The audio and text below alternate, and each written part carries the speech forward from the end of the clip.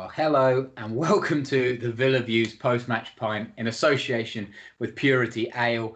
Tom Julian here with Dan Bardell once again, and Dan once again going through a Villa loss. 2-0 to Liverpool. What did you make of that? I didn't think it was bad, to be honest, but it would be nice at some point to come on and talk about any kind of victory for Villa, because this is our fifth or sixth one now. We haven't had any wins to talk about. It won't be today that costs us, because obviously Liverpool are a very good side, and I actually thought we acquitted ourselves well today, and I could see what the plan was. I just don't think we've got the personnel up top to execute the plan, because we're trying to play on the break, but the lack of quality in the front three is there for everyone to see. They just don't ever look like they're going to score a goal, and that's 2 goals in 5 games now since the restart. And you don't need me to tell you, or any mathematician to tell you, that isn't going to be enough to keep us up. But I was pleased with aspects of what I saw. I was a little bit disappointed with both goals, as you always will be when you concede a goal. But we need to take some elements of that performance into the next games. I think you'll see a similar display against Man U, and probably a similar result as well. But the ones after that, we've got to show the same kind of urgency that we showed in this game, because in patches we were good. Yeah, and you're right. In patches we were good. I'm seeing the comments come through, so make sure you get commenting your thoughts on the game. We'll read out as many as we can. We'll also get some guests on to share a drink and their thoughts with us. And immediately the comment that catches my eye, there's a couple there. Chris Dolan, our old pal. Sorry, we aren't down, lads. We are a brilliant team. Quality all over the pitch. There you go. Lots of optimism. It's not usually I disagree with Mr. Dolan, but to me, I'm so frustrated with the games where we actually perform quite well, and yet we still can't score. You know, what do we expect when we don't perform that well very often, and then we still lose 2-0? You know, I know you're saying that this isn't the game that's going to cost us, but we need to be able to put the ball in the net. You know, we're winless in 9, the longest run of any Premier League team. I just don't see where that's coming from. No, I'm confused by Dolan's comment. Are you sure that's the Chris Dolan? Because that doesn't sound very much like him at all. I mean, I didn't hear off him through the game until he was joking. He was joking. There you go. So I do agree with Chris Dolan. I thought so. Yeah, he must have been. I think he might have been on the purities this afternoon. To be fair, I get what you're saying. Obviously, 9 without a win is terrible. The worst thing for me now is that Watford's next game is Norwich, and Norwich haven't turned up so far. After the restart, it's hard to see them getting anything but 3 points at home to Norwich. In the next game, it's difficult to see us beating Man U, so it leaves us in big trouble. I just wish I'd seen some elements of the display today in some of the other games. You think back to Newcastle away, even Wolves at home last week, and Sheffield United, who were probably there for the take. And if we'd just shown a bit more of the verve that I thought we had at times today, we'd probably got something from those games. We've run Liverpool close today, but it's no good being the plucky underdog all the time. Plucky Aston Villa. We nearly did this. It was almost like Jamie Carragher was feeling a little bit sorry for us in that game. But it's all our own doing. And as the season's gone on, we've put ourselves in a precarious position, and it is difficult to see us getting out now. However many positives you think there might have been today. Yeah, I just look back at when we first started this, and we were looking at kind of where can you get points, and do you know what? It's open, and everything's up for grabs. If we grab the Premier League table up for a second, technically it is all still up for grabs. You know, there's a couple of points in it. West Ham look to be pulling themselves out with a great win against Chelsea, and then a point to that Newcastle. But you look at that, Watford still only a point. They're safe by a point. Bournemouth will be thinking exactly the same thing as us, the fans anyway, that a couple of points will do it. But I just don't see where that's coming from, because we play so. Even when we play well, we can't score. You know, Davis, I felt, came up against Van Dijk today, and that's a very hard job for anybody to do. But even the chances he got, I'm thinking the El Ghazi ball through. You know, could he turn and take a shot there? He instead kind of plays with his back to goal and tries to get people involved. You know, you chuck on Vasilev at the end there. Samatta quiet again. You know, I don't really know what Dean Smith does at this point.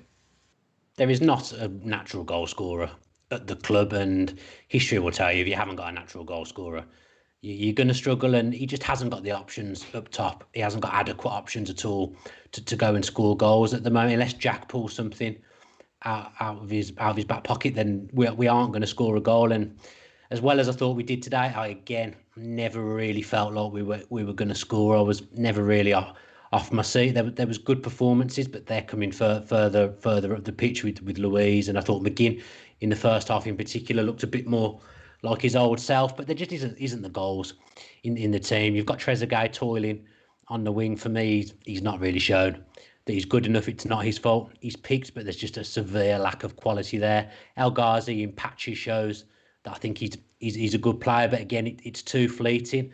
And up front, I mean, I think there's one Premier League goal between the strikers that we've had on the pitch today. You're going to be in trouble, aren't you?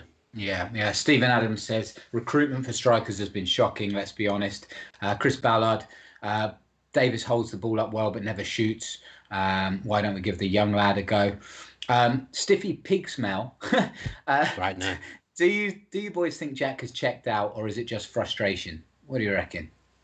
I don't think he's checked out at all. Jack Grealish doesn't want to leave Aston Villa Football Club in the Championship. That's the absolute last thing he wants. And to be honest, I think he's the last person that should be getting picked on. I've seen a lot of things on social media of people saying he's checked out and he's not trying hard, and it's a load of rubbish.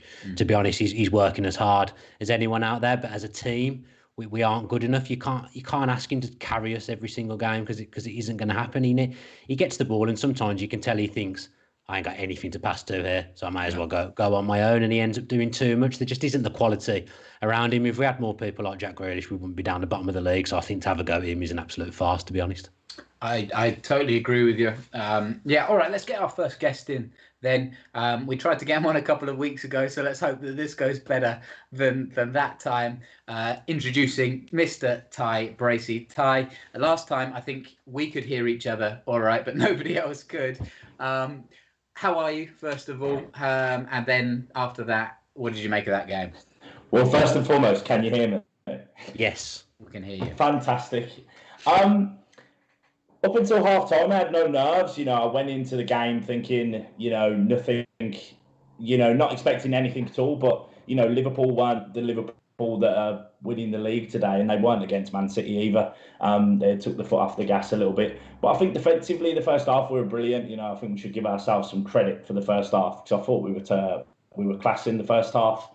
But as always, the second half, when you're playing against teams with these five substitutions, with teams who've got a depth on the bench like Liverpool, you're always going to struggle. When they bring on the 3 subs that they did, you just know, okay, this is us coming for you now. And I think we was just a little bit late on the substitutions to hold them off. Yeah, the subs was a big thing, wasn't it? I tweeted on the hour when they wouldn't make 3 subs like that on the hour if it wasn't for the 5 sub rule, and that's where that rule absolutely kills the sides that are down at the bottom, because Liverpool have got all kinds of people to call upon on the bench, and Dean Smith pretty much, he seems reluctant to make subs. He seems to want to keep the first 11 out there today. That rule is an absolute killer for Villa, isn't it? Yeah, I couldn't agree more, mate. But we haven't took a 5-0 hammering. We're still in 18th. We didn't get hammered. I'm happy with just 2. If I can, there isn't many positives in the current situation. Social media is a grim place to be on. It's like, what do you talk about without getting nailed by people? So you have to be careful what you talk about. But if I'm just coming away with the fact that we didn't concede 5. Yeah, I mean that I guess that is one way to look at it. Ty, are you still in the? In fact, what camp are you? Do you think we're staying up here, or do you think we're already planning for the Championship? What's your thoughts? I'm just like you guys. Me and Dan talk a lot. We're good mates outside of football, and we've always been very optimistic throughout the season. But after seeing that 70 minutes today, I really think that we can pluck something against the likes of Everton, Crystal Palace, even West Ham on last day of the season. I mean, it's looking more likely that West Ham are safe. So I'm glad that last game of the season doesn't look like it's us or them. But, it's one horse out of a race of, Villa, Watford and Bournemouth, and 2 out of the 3 have got to go. But Villa have got this thing still, like West Ham did it the other night, where they beat Chelsea at home, where we just can't pull out that unexpected result. As well as we did today, I never really felt like we were going to win the game, because I thought that even if we scored, if we went ahead, they'd have too much for us. We're going to have to win a game that no one expects. And to be honest, I don't think any of us expect to win any games at the moment. But where do you see that win coming from, Ty? Because it's difficult when Watford have got Norwich next game. We're looking at a gap starting to emerge with them now, and that's suicide for us. I don't think they're going to come from Man United. Man United have shown up. They're playing some really, really attractive football.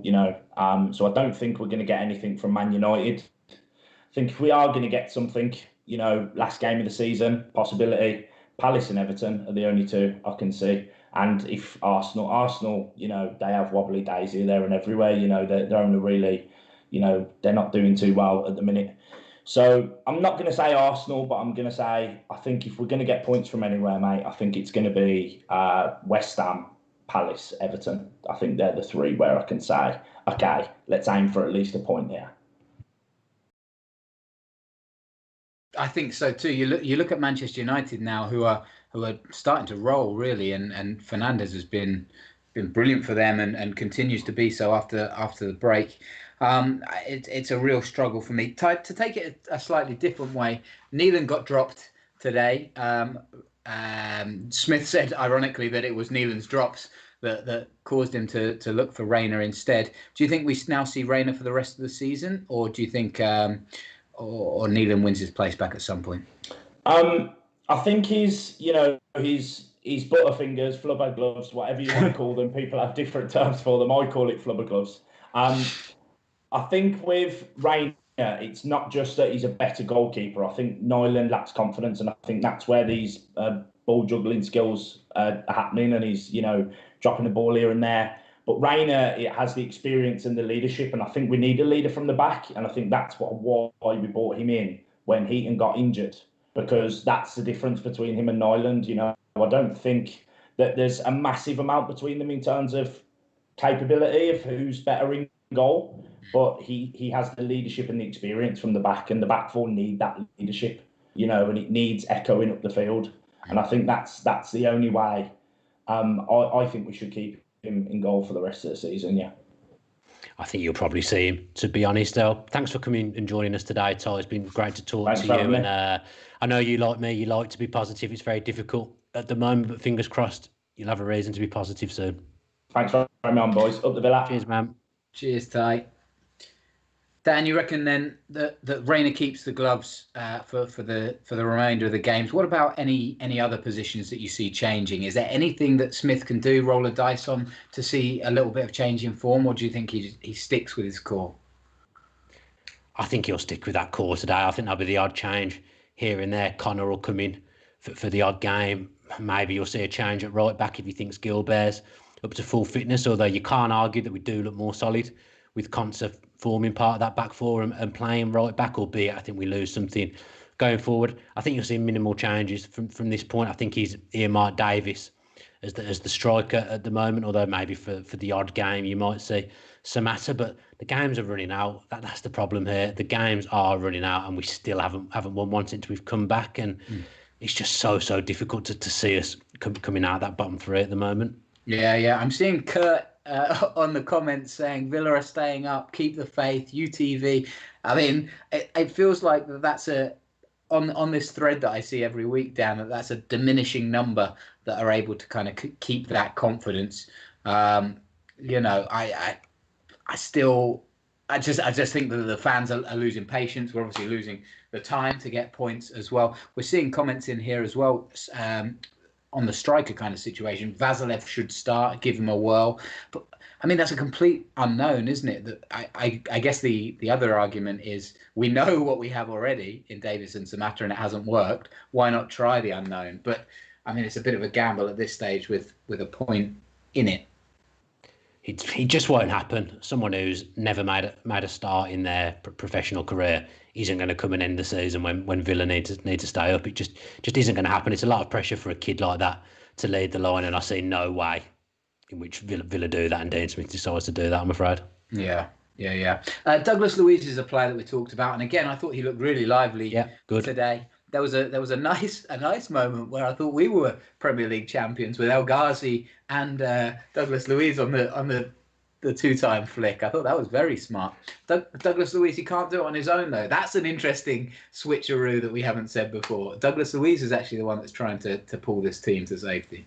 Yeah, I could see on his face today there was some frustration on his face when he was passing the ball and trying to do things, that there was a lack of quality around him. I thought it was a good move today because he put McGinn in, but it felt like Luiz was going forward a bit more than McGinn. And whilst McGinn's not fully up to speed, having him sitting and Luiz bombing forward, I thought that worked better for us, and we looked a little bit more fluid. So I thought that was a good move tactically from Dean Smith today. But Luiz has been hands down our best player in the 5 games. No one's even got close to him. But again, as I've said before, the better he does, the less likely he's going to be here next season. Yeah, so what is it's a buyback from Man City. So Man City have to be interested first of all, Yeah. right? But I guess if somebody approaches Man City, let's say Roma, for example, approach Man City and say, well, we'll get him for 40 million, then Man City will take him back and then just sell him straight away. That would be an option, right? Yeah, and to be fair, if we go down, anyone could just come into an offer Villa to make money on the 15 million that they paid for him in the summer. So it's quite easy to say that someone would come and snap him up, because as much as I didn't say what other people were telling me before Christmas and around Christmas, you can't argue with what I've seen in those 5 games back, and he's just looked way more astute positionally. He's been excellent. He's broken the play well. He's used the ball well. He's got confidence on the ball, and he's cut out the dwelling and the silly errors that he's made on the ball before the break. So someone will have him off us. That's an absolute fact. Yeah. One player that we've already talked about a lot going is the captain, Jack Grealish, and he went down a couple of times and went to see the doctor with his ankle. Do we? I mean, that seems like a concern. He hasn't been the same player. Is there a potential that he's playing through something, or do you think it was just a kind of innocuous one today?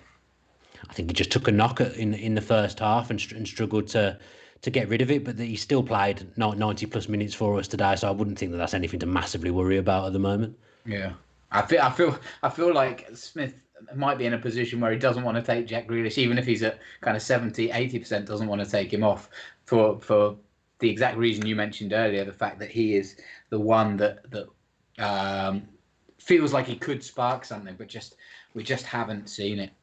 And that's the thing that annoys me a little bit when people are giving him drip in the comments and on Twitter and stuff. If Jack Grealish's head wasn't right and he didn't want to be playing for Villa, he'd have used today as an opportunity to go off and think, I'm not going to risk getting myself injured for a move. It's just completely false, the things that people are saying about him on social media. There's no way he would do that to Aston Villa. Jack Grealish will try and play on one leg going into the end of the season, regardless of any move that may or may not happen. I mean, I think it will happen, but do you know what I'm saying? Like, for people to say that he's checked out, perfect opportunity to go off injured today, it's just not true. Chris Dolan says, Dan, you look like you're having a great time. I mean, mate, every day. Exactly, every Villa game anyway. It's your dad's birthday. Couldn't even give him a celebratory draw. I mean, to be fair to him, he's never had to sit through the Villa on his birthday before, has he? With it being July the 5th, but True. He certainly will have become accustomed to Villa losing over the years. That's a fact. Yeah. I saw a question here that I want to go back to very quickly about Grealish. Sean Kelly on Facebook. We're streaming on Facebook as well as YouTube. If you're just joining us, welcome to the post-match pint in association with Purity Ale. Sean Kelly says, if we were to go down, do we really need the money to cash in on Grealish? We're a wealthy team. Can we afford to keep him for another season to guide us back up, as he still has a few years on the contract? I just don't see any way in which he stays, whether we go down or we stay up. He just isn't going to stay. The big boys are going to come circling for him, and he's going to want to move. I'm afraid, as much as he loves the club, he's going to want to move, because we haven't shown the correct mentality in the Premier League. We haven't shown that we're heading in the right direction. Jack will go in the summer regardless. Yeah, there's a couple of mixed comments here. Chris Ballard, I don't care what anybody says about Grealish. He's given us all for us, and if he gets a big move, then he deserves it. And then Paul Brunton straight away underneath. Guys, he has not done it for the last couple of weeks. Not that he's not trying, but that it's just not working. And I don't necessarily disagree with either of those things. I think he has deserved his move over the last few years. And, I mean, he is trying, and it is not working. You know, but both of those things could be true right now. But I don't honestly sit there and think that any of them aren't trying. I just think overall there's that lack of Premier League quality, and there's that lack of cutting edge and clinical finishing. Because you look at moments today on the break, we did all the right things on the break. We soaked up the pressure from Liverpool and tried to break well, but there isn't enough quality in the front three to punish Liverpool on the break today, and that's the overriding thing for us in the Premier League this season. We have now. It does look like we have sorted the defence out, but going forward, there's just a lack of goals, and that's the problem. No, it's totally true. All right, let's get our next guest in. Recently launched his own Up the Villa podcast. Luke Robinson joins us now. Hey, Luke. First of all, how you doing? And then we can get into the game.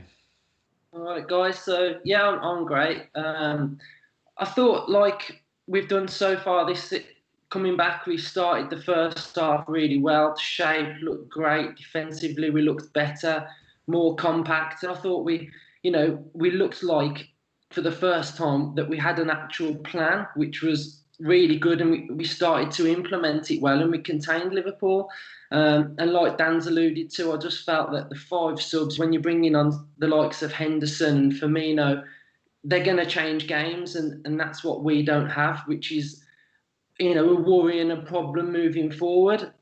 I do think it was a positive that we actually played well. But again, games are running out, aren't they? And we're alluding to games that are coming up against, say, Everton and Crystal Palace, and they're going to be high-intensity pressure games, and we have to get the points to stay up. So I saw signs today that we looked better, but we've still got a lot on our hands moving forward. Yeah, you look at Everton and Palace, and potentially they're teams that could be on holiday. So you hope that there might be wins there. But Liverpool, not on holiday, but you know what? They've won the league today. They weren't at their best, and we had the moments where we could have done something, and we didn't do it. And the facts remain, Luke. 2 goals from 5 games isn't a good look. No, it's not. And like you've said as well, we lack the striker up front. It's okay, the shape of the team being better, and defensively we look better, but who's going to score the goals? And that's a real problem. We saw Jack today going down a few times. That was a slight worry. Mings going down, that was a slight worry as well. And we just need these players on the pitch and to be bang at it. For me, moving forward, I think I am confident. I do feel like we can stay up, but the game that I feel like is going to be the one that we have to win is against Everton. I think Watford are going to be playing West Ham.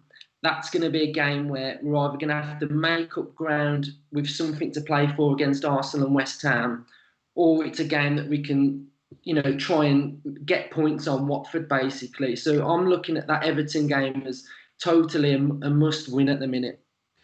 I mean, Luke, I'm just seeing a comment here from Casual Gamer. As a Liverpool fan, I can't believe you didn't beat us. Now, look, I've watched a couple of your videos on Up the Villa, and you are an optimist, and I think the Villa View tries to be optimistic most of the time as well. You can see it with Dan and I that we're waning a little bit. How do you feel? Obviously, you said that you think we'll still stay up, or we still can. At what point does that change? In the next few games, give me your kind of prediction for the next few games and when it really falls apart for you.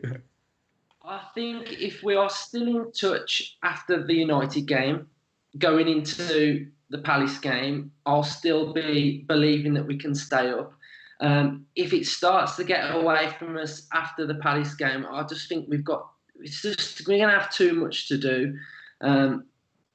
And like I say, it's just the goals thing. And I don't like looking at fixtures ahead, because I feel like we're taking for granted the game that we've got to play. We've got to go into United now and try and win that game the best we can, because it's not saying that we're going to beat Palace or we're going to beat Everton. So we've got to focus on United now and just somehow try and get at least a point from that game.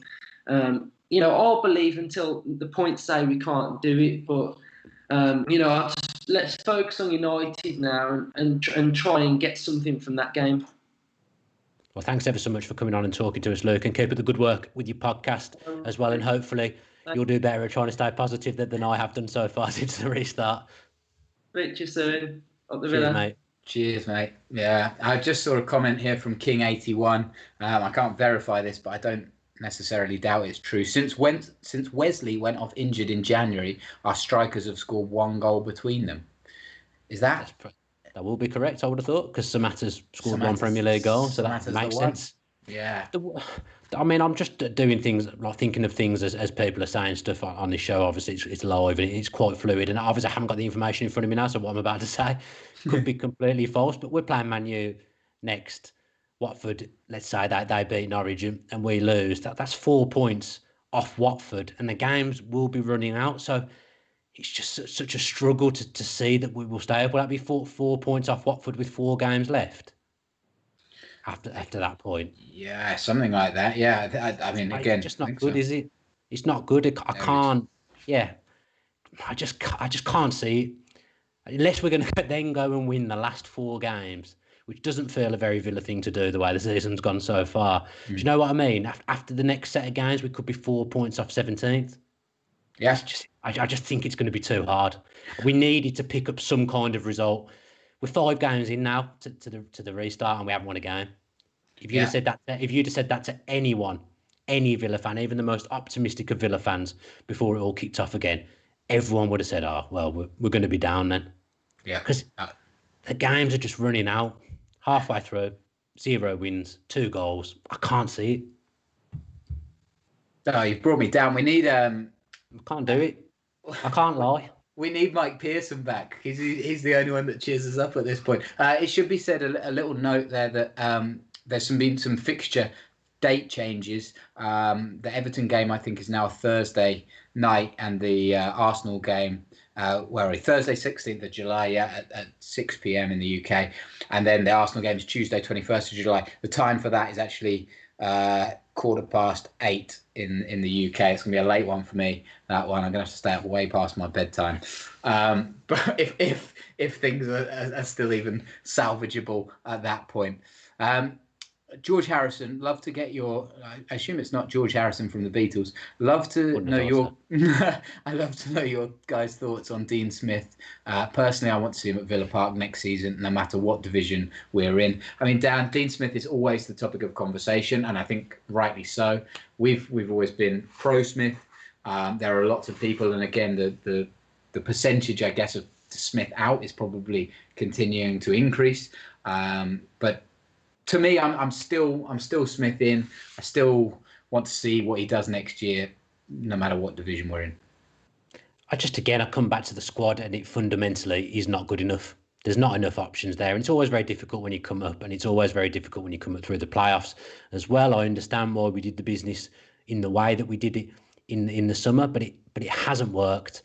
And whoever's making the decisions on the transfers, I think it's plain to see that Suso will probably lose his job. And for me, that's an admission of failure from Purslow, that we didn't recruit well enough, and he has to carry a bit of the blame for that as well, because ultimately, as CEO, he carries the can for all that kind of thing for me. So if Suso goes in the summer, it is a complete admission that the squad that Dean Smith had was not equipped to stay up. All the sound bites we've gone back and looked at from the summer are not what I have seen replicated at Villa Park this season from Purslow. So I think it's very difficult for me to sit here and criticise Dean Smith, because he doesn't have the tools. Yeah. Doug Muck says Smith in, but out if we're relegated. Simon Sanger says in or out is dependent on whether the transfers were his choice or not. But I mean, you can't. As much as I like Smith, and I do, he's not completely out of the question when it comes to the transfers. He will have been involved in them. I know what you're saying, and we've talked a lot about, for example, Baston coming in very late and not necessarily being anyone's man, let alone Smith's. But he's still the head coach or the manager or whatever you want to call him. He still has to take some portion of responsibility for the players that have come in. I don't think you can just take it all away from him. I just think when you've got a sporting director like we have, I think, and you give the manager he's not even the manager, is it? You give him the title head coach. I always look at that and think the manager, Dean Smith isn't making the decisions. Dean Smith is never going to come out and say, I didn't want Trezeguet. He wasn't my signing. And he when we signed Trezeguet, Smith talked about it being his player, but he's never going to come out in public and say anything different and deny that it's his signing, because you lose power and people will lose respect for you as a manager, in my opinion, if you come out and say things like that. So I'm not saying he didn't have any involvement in all the signings, because that won't be true. But do you know what? They wouldn't have been the players that he wanted. Trezeguet today, he isn't good enough. And there's no way Dean Smith would have picked him over Ben Rama. Absolutely no chance. But I understand that obviously you can't go around spending 20, 25 million on every player. So it is difficult. But we'll see in the summer who Purslow thinks he's to blame. But for the people talking about Smith going if we go down, I can't see why you'd want him to go, because he's proved that he can get you up. For me, if we stay up, he's probably more likely to get the boot. Yeah. So you are watching the post-match pint in association with Purity Ale. You can see just down there. We've got a 10% discount for Purity Ale. So just use the code #VillaView if you want 10% off. Some great ales. They're also doing more and more beers. You can get promotional merchandise there as well. So make sure you support us and support them as well. Going back to your point, Dan, on Smith and whether he should. I can't even remember what your point was. That he shouldn't necessarily. That he shouldn't necessarily.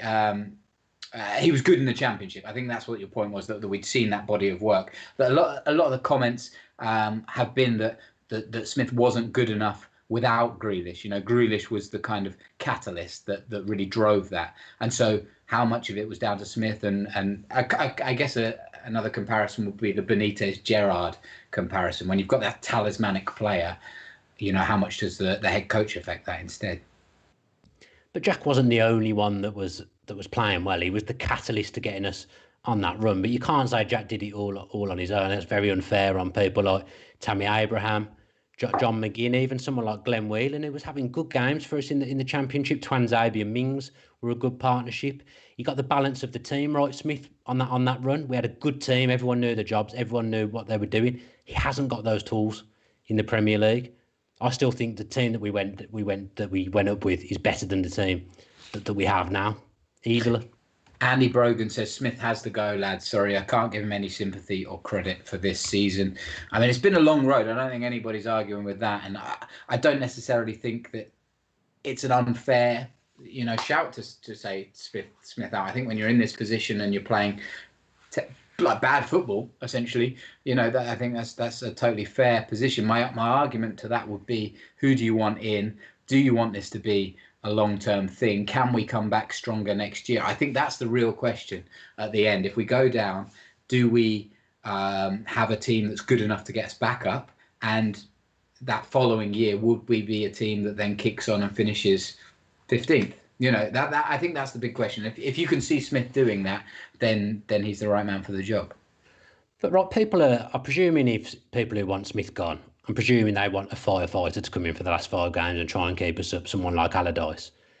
The football that we have been playing, which has been defensive football in the main part, isn't a million miles away from what Allardyce would come in and do himself. And I think Allardyce would have the exact same problems, that there isn't enough quality in the front 3 positions that are going to get you any goals. We have solidified at the back.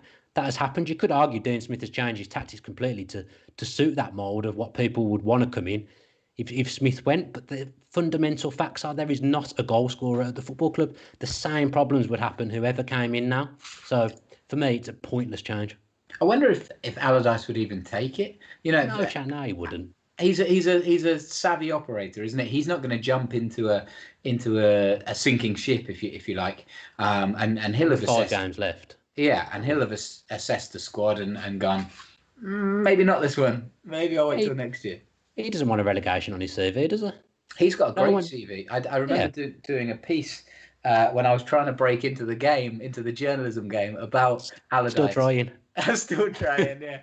And he has never left a team worse than when he took them on. Like that's a phenomenal record. But he's a savvy operator in that he won't just take a job because it's there. He'll have done his research and think, well, yeah, 5 games left. I don't really fancy that. Thanks very much.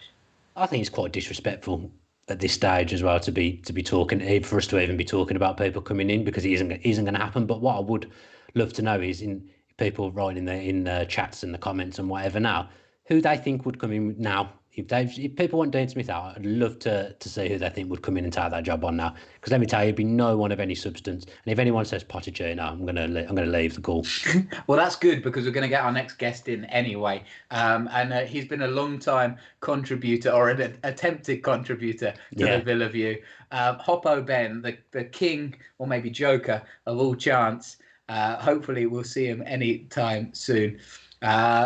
Sean Kelly says Martin O'Neill, but I think that must be a wind-up. Hoppo Ben, you're more of a legend on this podcast than Dan is. How are you? What did you think of that game today? It's just a typical Villa game, isn't it? You hope for so long and then you just get disappointed as usual. It's the only way I can describe it. Yeah. It was a tough watch, wasn't it? If you could put a positive spin on it, who was the best player for Villa today? I don't know about best. I'd definitely say I was shocked at how well Taylor played today. But then again, I think that might be just because I've been so disappointed with Target recently.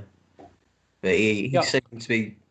He wasn't brilliant. You get what you know what you get with Taylor. He's never gonna be good at attacking, but he kept their wingers at bay, I thought, quite well today. Yeah, I think that's a valid point that you've made there. Someone we haven't spoke about, but I would argue that even if Target had been fit, I think today was an ideal game for Taylor because defensively he doesn't do much wrong from what I've seen of him, and his cameos that he's had this season, I think he's done well. I'd argue there's a place for him in those kind of games anyway. I don't know about you. Well, it's a case of in that sort of situation when you're playing a big team, you want 4 proper defenders, and he's not a left wing back. He's a proper old-fashioned left back, and he's defence first before anything else, isn't he? Yeah. Yeah. So the only question I guess we would get is, or that you rightfully have, is he a proper defender that can cope with Liverpool anyway? But I guess there's not a lot of defenders that can cope with Liverpool on their best day. Hoppo, just before we got you on, Dan asked the question: who would Villa fans that want to see Smith gone get in this stage? And I'm just going to go through a couple of comments before I get your thoughts on the whole situation. I'm dreading this. All right, so I'm going to take these all at face value. All right. So we've got Sean Kelly, who says Martin O'Neill, Sam Nugent, Neil Warnock, Mark Ondrak, still with Smith, Mouldy, 7890, Tim Sherwood, Melissa Riley, Rafa Benitez, Tiger Atom with an outside shout of Will Smith, and Mighty Villain. That's the most likely one I've heard so far, Will Smith.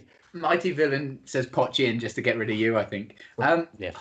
Hoppo, what's your thoughts on Smith? Stay, go, and if he goes, you need to put in a candidate to take over. I don't know with Smith. He's a bit naive, but it's his first year, I guess, in the Prem. But I think, to be totally honest with you, it's not even the manager. The type of player we've got. You look at. I can't believe I'm saying this. You look at a Pulis team. Although they're absolutely dog.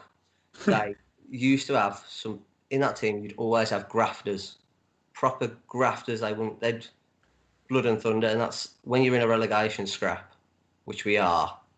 It's what you need. We've got a little bit too many players where they're a bit more, I guess, fancy and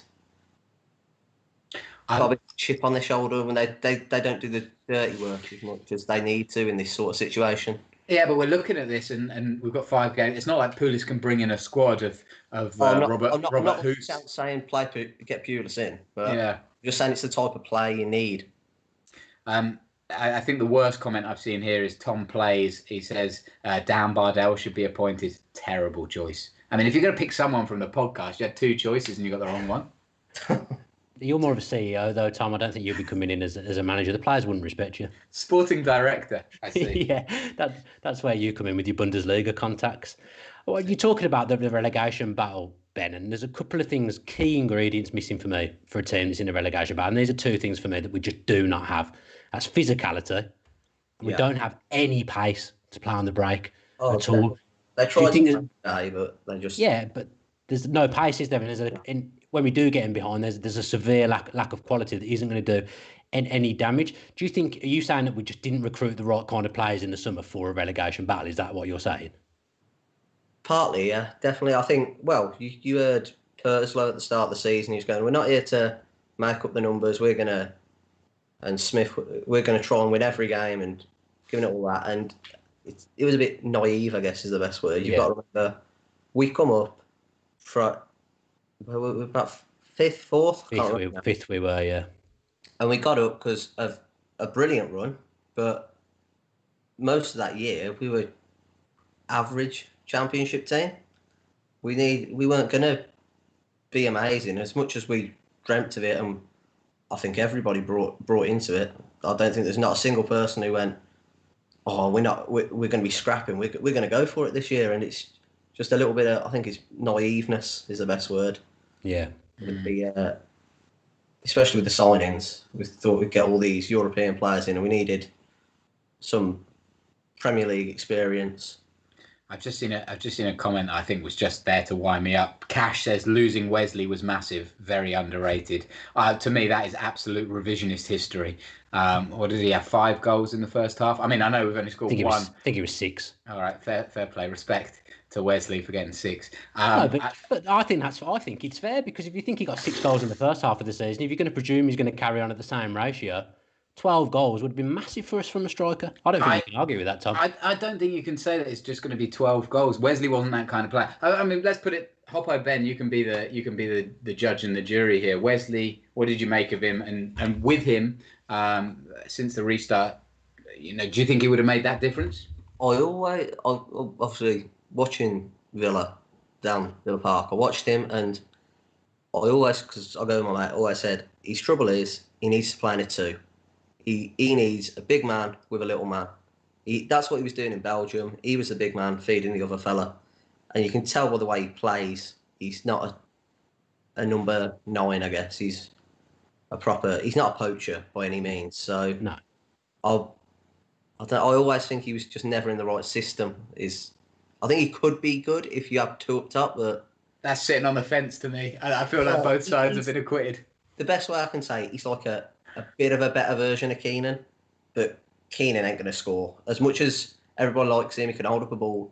Yeah. He can't find the net. Yeah. Listen, before we go, Hobbo, Ben, it would be remiss of me to not ask you, since the restart, any chance, any kind of feelings that you've got inside yourself that you just wanted to share? The only thing that, well, I've had 1 or 2, but it just don't feel like the right time. Feel like a charming time, does it? But it's the one thing that's wound me up is today. You've seen them, and they've put. All right, we haven't been brilliant, but you could see them having a right good go. Why aren't we doing that against Newcastle or Wolves? It always seems to be we when we went to the League Cup final that day, it was sort of good because we thought we had half a chance of at least getting into a penalty shootout. Why can't we do that when it's against the so-called littler teams? We always seem to step up. The trouble is we're stepping up and we're still losing. It's always plucker. Yeah, why can't we do it against everyone? It's like some of the players, say Anwar and Trezeguet, they're like, well, it's the big match this is. We're gonna, have a right good go today. And it's just like, why can't you do that against some of the so-called like NAFA teams? You know what I mean? Yeah. Wind you up. Then again, that's being a Villa fan, innit? You don't want. Yeah, you're certainly not often happy as a Villa fan. Yeah.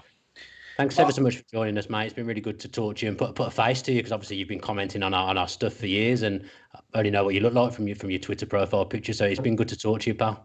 Thanks for having us. Have a nice weekend. What's left of it. Cheers. Bye. See you later. Bye. All right, Dan. Before we get away, then I think we should just have a little look at the other fixtures from the other teams that are coming up as well, just to see what we're coping with. So hopefully we can get those up just now. And it doesn't look particularly pretty, I don't think. Here we go. Bournemouth have some tough fixtures.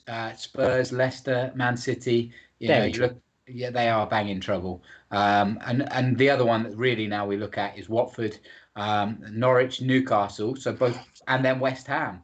But all 3 of those, if they can pick up some form, and then they finish with Man City and Arsenal. I look at their fixtures and think they're not too bad. I can see them both getting a couple of wins there. And if that happens, it's not going to be good for us at all, is it? But Brighton have shown 4 games.